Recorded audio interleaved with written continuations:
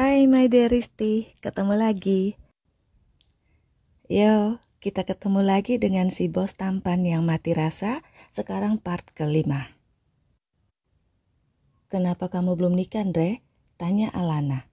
Orang yang kusukai tak ingin menikah denganku, jawab Andre tertawa. Alana mendorong Andre ikut tertawa. Aku serius, Andre, teriak Alana. Aku laki-laki, nak.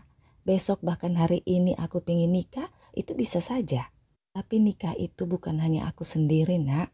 Nanti akan ada pasangan yang harus diperhatikan, dilindungi dan juga dijaga. Seseorang yang punya keinginan dan punya mimpi juga. Aku hanya merasa belum siap melindungi siapapun dia.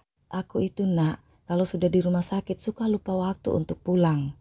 Kebayang gak sih dia ngabisin waktu cuma buat nungguin aku, kata Andre sambil memotret-motret Alana. Kamu bisa melindungiku, kamu pasti bisa melindungi dia. Kamu itu hanya terlalu khawatir, Andre, kata Alana sambil makan kue yang dia buat bersama Andre. Andre masih memotret-motret Alana. Nih orang ngapain sih foto-fotoin aku, nikah di sana, protes Alana. Seperti yang ngomong juga udah nikah, sok nasehatin aku, jawab Andre membuat Alana tertawa. Entahlah, nak, untuk sekarang itu ya aku nikmatin aja waktuku dan hidupku. Aku sudah merasa sangat happy sekarang. Aku punya kamu, punya Amara. Mungkin nanti akan ada orang lain, juga ada anak-anakku. Tapi aku berdoa selalu kamu dan Ara bersamaku terus. Kebahagiaanku itu menjaga kalian berdua terus, kata Andre. Alana memberikan flying kiss-nya pada Andre yang membuat Andre tertawa senang. Andre menatap Alana dan teringat pada Willy, sahabatnya yang juga bos Alana, yang sangat jatuh cinta pada Alana. Setiap Andre dan Willy teleponan, tidak pernah kalau Willy tidak memuji Alana. Bro, jangan pernah kamu jatuh cinta padanya ya, teriak Andre pada sahabatnya itu. Willy tertawa. Gadis itu sepertinya memasang tembok, bro, tapi aku punya tangga untuk memanjat tembok itu, kata Willy masih tetap tertawa. Will, aku gak pernah peduli apalagi protes saat kau tidur dengan banyak-banyak gadis. Tapi jangan mempermainkan Alana. Dia pintar, tapi dia masih sangat polos, Will, kata Andre. Wow, she's virgin, bro? Ini baru tantangan, kata Willy dengan teriak semangat sekali. Dia lagi hamil, Will. Suara Andre pelan setelah sekian detik terdiam. What? Lalu suaminya di mana? Gak bertanggung jawab? Willy syok. Andre lalu menceritakan tentang Alana pada Willy dengan singkat. Oh shit, he was lucky man but bad guy. Willy jadi emosi. Kejadian yang menimpa Alana menjadi pikiran bagi Willy. Dan kemudian Willy memutuskan untuk menjadi pelindung bagi Alana. Segala hal, apapun itu yang dilakukan Alana akan dipantau oleh Willy. Tentu saja tanpa setahu Alana. Setiap hari bahkan setiap saat memantau Alana semakin membuat Willy menjadi jatuh cinta pada Alana. Tapi Willy tetap tahu batasannya, apalagi kalau mengingat kemarahan Andre. Willy tetap menjaga batas dan berlaku sebagai bos daripada Alana. Dia hanya menjaga dan melindungi Alana. Setelah Alana melahirkan, Willy menaikkan posisi dan gaji Alana. Bukan karena cintanya pada Alana, tapi karena Alana memang pantas untuk ada di posisi itu. Menjelang 3 tahun bekerja di perusahaan Willy, Alana sudah jadi salah satu tangan kanan Willy yang diakui cara kerjanya oleh pegawai lain. Alana juga menjadi tambah cantik dan seksi, walau berdandan hanya ala kadarnya. Tanpa satu pun barang branded yang ada padanya. Dengan gaji dan fasilitas yang dimiliki Alana, dia mampu untuk membeli barang-barang branded. Tapi Alana tak mau buang-buang hasil kerjanya. Dia sangat rajin menabung untuk masa depan anaknya Amara. Segala hal itu tentu saja tidak lepas dari pantauan Willy. Willy totalitas melindungi Alana. Melindungi dan mencintainya diam-diam. Minta waktu sebentar untuk say thank you pada semua my dearisti tersayang. Terima kasih selalu hadir, terima kasih selalu membaca, terima kasih selalu mendengarkan. Sangat terima kasih untuk selalu setia di channelku ini, oke? Muah. Nah, sekali-kali kamu nikmati hidupmu. Kamu gak perlu memikirkan biaya Ara, itu tanggung jawabku. Kamu nikmati hidup kamu, oke? Kata Andre. Alana menggeleng. Ara itu anakku, jadi gak perlu kamu begitu. Jangan bilang begitu, kata Alana. Hei, dia bukan anakmu sendiri. Amara juga itu anakku, ponakanku ya anakku, kata Andre. Hei, kamu itu mending bikin anakmu sendiri sana Gi, kata Alana meledek Andre. Iya nak, kamu juga udah punya ponakan kan? Kamu belum pernah melihatnya ya, anaknya si Allen kakakmu itu, kata Andre yang membuat Alana kembali terdiam. Alana tetap berhubungan dengan keluarganya, selalu memberi kabar, bahkan ibunya sering menelponnya. Alana juga sudah melihat ponakannya itu, tapi mereka sama sekali tidak tahu tentang Amara. Kalau dari keluarganya melakukan video call, Alana sudah sangat pastikan kalau Amara sudah tidur. Atau kalau Alana sedang berada di kantor. Kalaupun mereka memvideo call atau menelpon Alana sementara Alana sedang bersama Amara, maka Alana tidak akan menerima telepon itu. Alana akan mengirim pesan kalau dia sedang sibuk. Keluarganya tetap mendukung Alana dan berpikir kalau Alana sedang sibuk, posisi Alana yang terikat kontrak di perusahaannya. Yang penting mereka sudah melihat kalau Alana baik-baik saja. Itu sudah lebih dari cukup bagi mereka. Alana juga rutin mengirim uang untuk ayah ibunya, walau orang tuanya menolak. Bahkan ayah Alana belum sama sekali mau bicara dengan Alana. Tapi itu tidak membuat Alana berhenti untuk mengirim uang pada orang tuanya. Alana tidak tahu betapa bangga ayahnya pada Alana. Semua tetangga, kolega, juga keluarga besarnya memujinya karena punya anak gadis yang bekerja di luar negeri. Bekerja di Amerika, itu sangat membanggakan. Tapi gengsinya itu mengalahkan rasa bangga itu kalau di depan istri dan anaknya. Gengsinya itu juga menutupi rasa rindu pada putri kesayangannya itu dan hanya bisa menangis diam-diam. Aduh, aku jadi kangen papiku, jadi pingin nangis juga nih. Miss you and love you Dad in heaven. Sangat tahu papi menjaga dan melindungiku dari sana. Rest in peace, I love you Dad. Bagian ini jadi ngerekam berkali-kali karena suaraku yang jadi berubah. Yuk lanjut, kita kembali beralih kepada Mark, si playboy tak tertandingi. Mark berjalan mondar-mandir di ruang kerjanya. Mark sama sekali tak menemukan jalan untuk menemukan Alana, gadis berkaos oblong putih itu, si gadis perawan. Jalan buntu. Pak Yono sudah ke kampung Dania berdasarkan alamat dan data Nia yang ada di perusahaan Mark. Kita ketahui Nia adalah salah satu office girl di perusahaannya. Tapi tentu saja Pak Yono tak menemukan Nia karena rumahnya sudah dijual. Tak ada satupun orang di kampungnya yang tahu Nia kemana. Nomor teleponnya sudah berubah. Pak Yono mencari ke tempat kerja hotel Dania, ke tempat kampusnya, ke segala sesuatu yang menunjukkan bahwa Alana pernah ke tempat itu. Tapi semua sia-sia. Tak ada info apapun lagi yang bisa jadi petunjuk untuk Mark menemukan Alana. Mark hanya bisa marah pada Pak Yono yang teledor tidak mencatat data-data Alana. Mark juga menyuruh informannya untuk ke kampus-kampus, mencari mahasiswa yang bernama Alana. Banyak Alana-Alana yang ditemukan, tapi itu bukan Alana yang dicari. Alana yang dicari, si gadis perawan itu, hilang seperti ditelan bumi. Apa gadis itu bunuh diri? Mark sampai berpikiran begitu. Jadinya Mark memelototi semua berita-berita yang ada kasus-kasus yang menyebut gadis hilang, bunuh diri, kecelakaan, tabrak lari. Sama sekali tidak ada di pikiran Mark kalau gadis itu ke Amerika.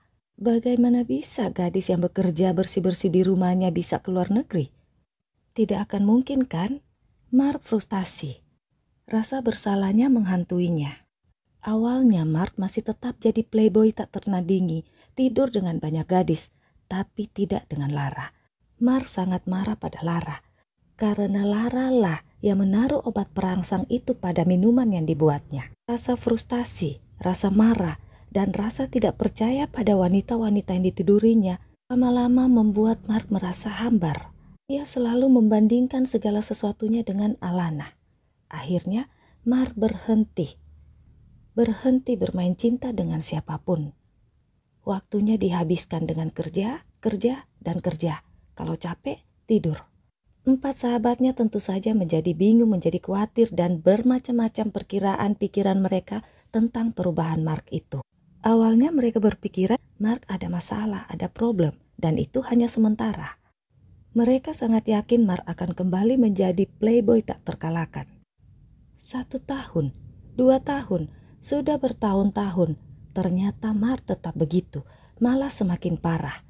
Sekarang Mark mendapat julukan baru, bos tampan dan ganteng yang mati rasa. Tapi Mark tak peduli, perusahaannya semakin besar dan sukses, kekayaannya makin berlimpah, dia makin disegani, namanya semakin besar dan ditakuti. Dan untuk mempertahankan semua itu sangat menyita waktu Mark. Tidak ada waktu lagi untuk wanita. Bertahun-tahun mencari Alana pun dan menemui titik buntu membuat Mark menyerah. Rumah putih impian Mark sudah lama para sahabatnya serahkan pada Mark sebagai bayaran kekalahan mereka pada taruhan dulu. Tapi Mark tak tinggal di rumah itu. Mark tetap di rumah besar lamanya. Orang yang paling sangat khawatir tentu saja ibunya. Putra tampannya sudah hampir berusia 34 tahun sekarang. Tapi jangankan membawa atau mengenalkan pacarnya pada orang tuanya. Putranya itu sama sekali tak punya sahabat, apalagi teman dekat yang namanya perempuan. Tak ada seorang pun yang didekati oleh Mark. Ibunya sampai mewawancarai dan menginterogasi sahabat-sahabat putranya. Tapi Clay, Dio, Steve, dan Dim sama bingungnya. Mereka sama-sama tidak tahu apa yang meledak di kepala Mark sampai Mark berubah begitu. Mark sangat tahu kecemasan ibunya, juga kebingungan teman-temannya. Tapi dia tak peduli. Dia juga sudah menghilangkan harapannya tentang si gadis perawan. Menurut Mark, logikanya gadis itu tahu rumah Mark. Gadis itu juga pasti akan mencari perusahaannya lewat Nia. Kalau gadis itu hamil, pasti akan datang mencari Mark, meminta pertanggungjawaban. Dan Mark sudah sangat lama mempersiapkan sejumlah nominal untuk hal itu. Tapi sudah bertahun-tahun lewat, gadis itu tak datang. Mark tidak melupakannya. Malah terkadang masih mengingatnya, apalagi kalau melihat pakaian yang ada di lemari pakaiannya. Pakaian yang pernah dipakai oleh gadis itu masih tergantung di lemarinya. Pakaian yang ada noda darah perawan gadis itu, Mark masih menyimpannya. Tapi harapan itu sudah hilang. Waktu dan hari-harinya adalah kerja, dan kerja. Menikmati hidupnya, tapi tentu saja satu hal yang bikin pusing, yaitu ibunya. Ibunya selalu minta Mark untuk menikah. Entah udah berapa banyak gadis kolega dari ibunya yang dibawa dan dijodohkan dengan Mark, yang berakhir dengan 1 atau 2 kali dinner. Lalu bye and goodbye begitu saja. Akan ada waktunya, Ma. Kalau sudah waktunya pasti Mark tidak bisa menghindarinya. Kalau saat ini, Ma, belum ada satupun yang membuat Mark yakin, berarti belum waktunya. Kata Mark mencoba menghibur ibunya sambil memeluk ibunya itu. Tapi Mama kan ingin menggendong cucu, Nak, kata ibunya. Lah, kan Mama sudah gendong cucu-cucu, kata Mark.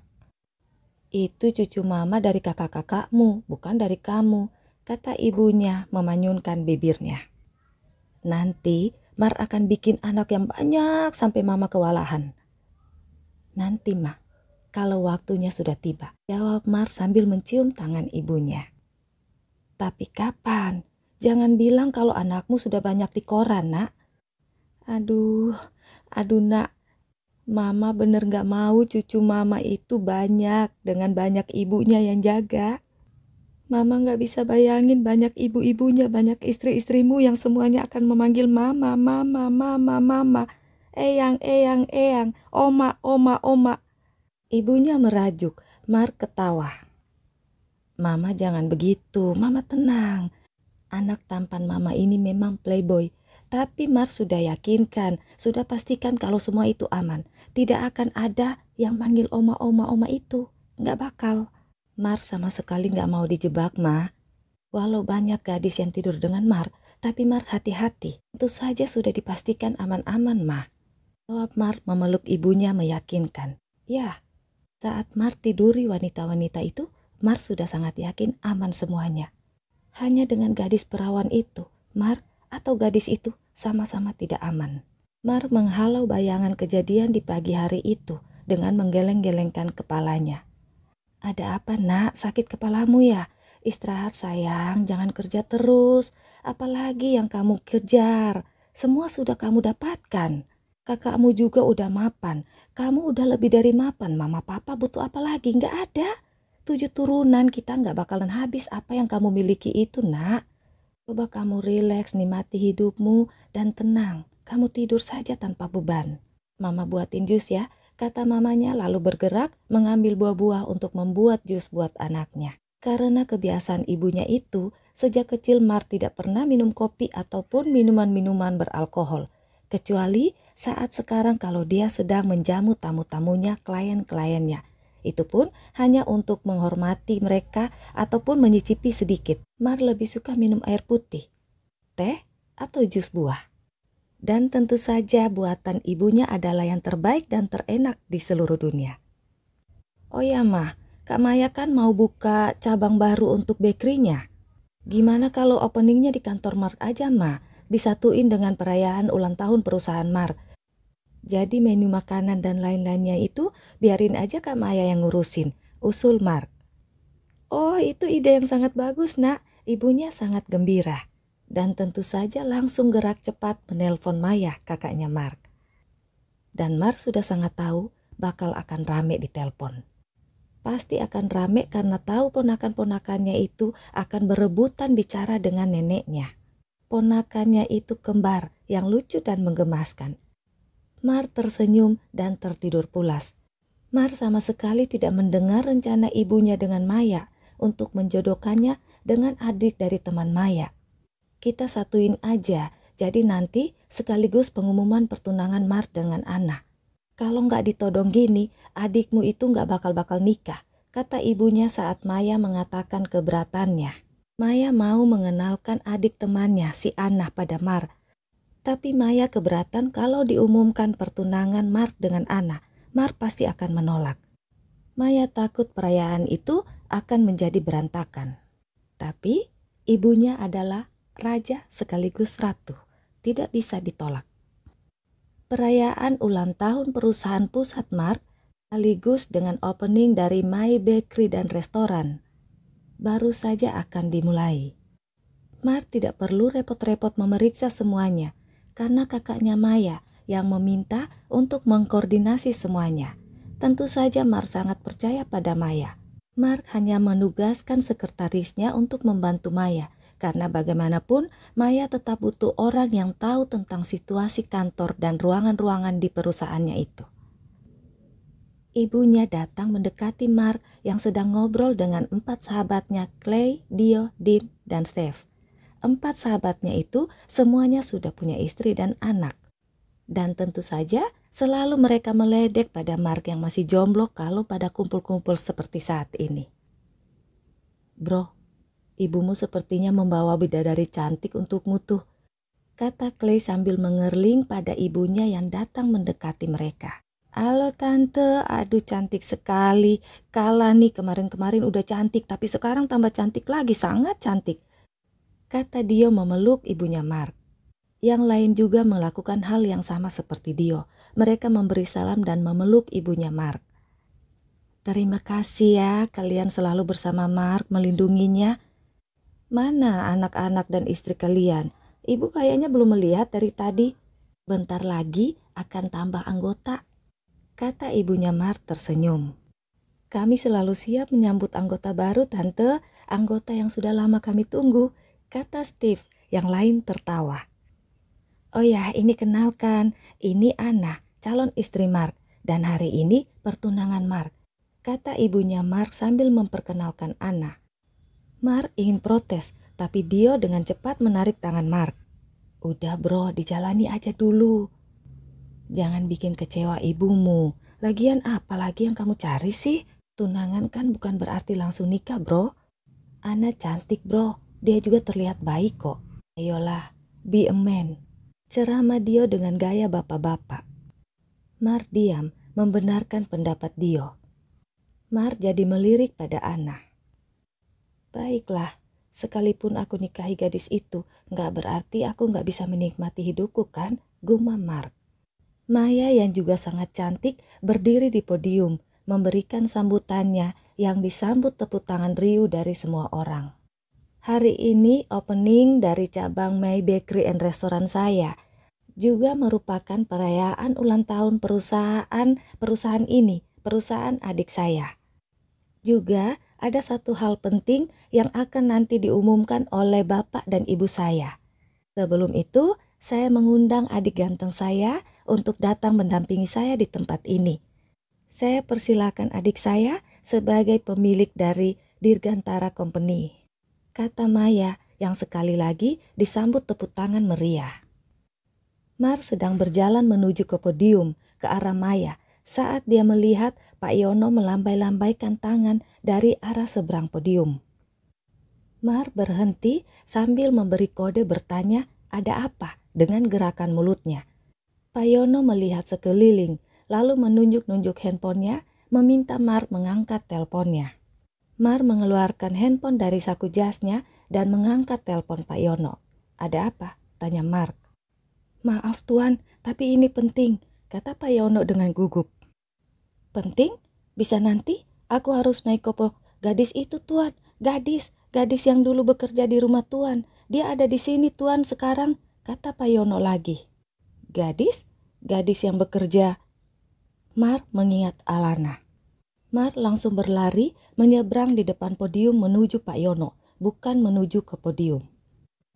I can love you in the dark. It feel like we're sitting apart. Yeah. Everything gonna change.